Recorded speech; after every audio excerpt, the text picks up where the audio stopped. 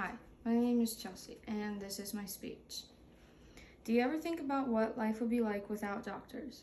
If so, today I'll be talking about the first woman to ever get a medical degree in the United States, Elizabeth Blackwell. I've done research about Elizabeth Blackwell and all of her accomplishments. Today I will talk about Elizabeth Blackwell becoming the first woman doctor, opening a clinic to treat poor women, and becoming a professor at London Medical College.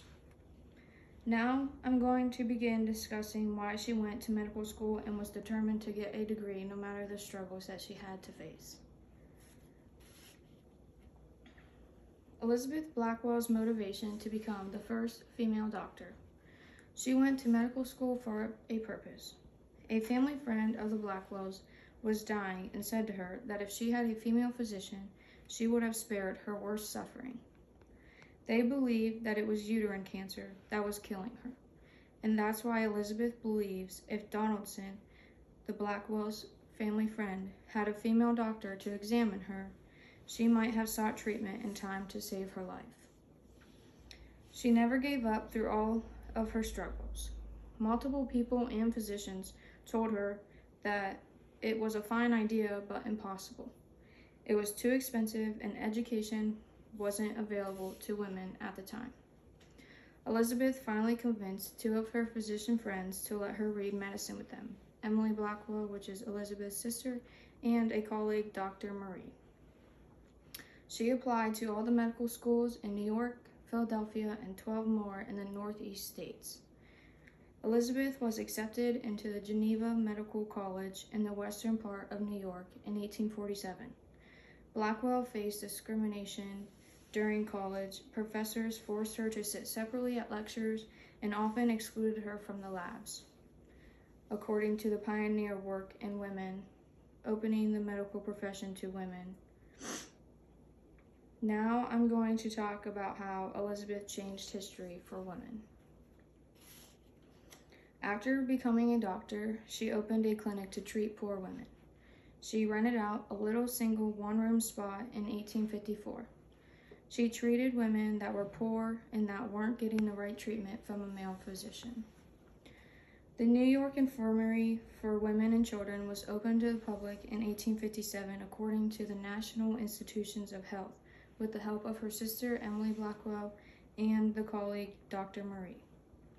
They provided physician positions for women to get more education and jobs according to Elizabeth Blackwell.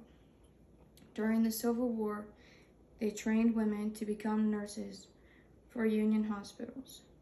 The nurses at Union hospitals provided medical care to civilians that were hurt during the war. This is the New York City's first female-run hospital, and it still stands today. This is the hospital that Elizabeth Blackwell had opened.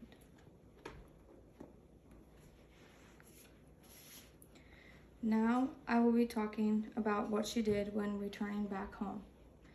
After the clinic was up and running, Blackwell moved to London to become a professor for gynecology at London Medical College for women. In 1868, she opened her own medical college for women and left her sister in charge. Dr. Blackwell was rejected by 29 colleges because she was a female. She also opened her own college for women because she thought that women deserved the same rights as a man. According to Elizabeth Blackwell biography, she helped found the National Health Society and wrote multiple books. Her most famous book was an autobiography called Pioneer Work in Opening the Medical Profession to Women in 1895.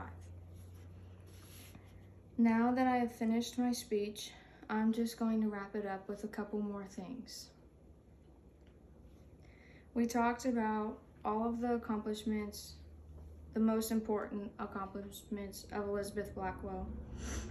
She was the first female doctor, opening her clinic to help women and children get the help that they needed.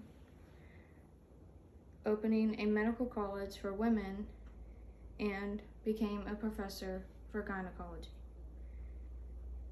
I hope these topics were very interesting and helpful to understand.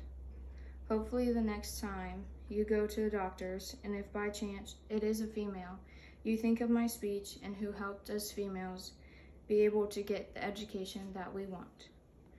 Medical professions are very much needed nowadays. Thank you.